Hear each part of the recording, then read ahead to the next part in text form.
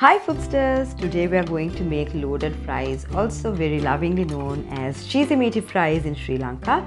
So first I am going to stack the bottommost layer, which is my baked fries, which is much crispier than your regular deep fried fries. And on top of that, the second layer is going to be our usual deviled chicken, where we fry chicken, onions, garlic, ginger, tomato sauce, capsicum, and all of that yummy goodness going on. And the third layer is going to be, of course, cheese, mozzarella cheese. I'm using mozzarella today, but you're most welcome to use any cheese that is easily available to you.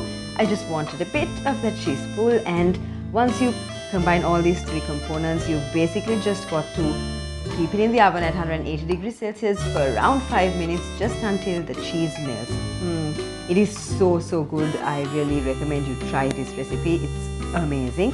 If you don't like the deviled chicken version, I will leave the link for a video where I make a more subtle version. So that's it for today. Thank you very much. Bon appetit!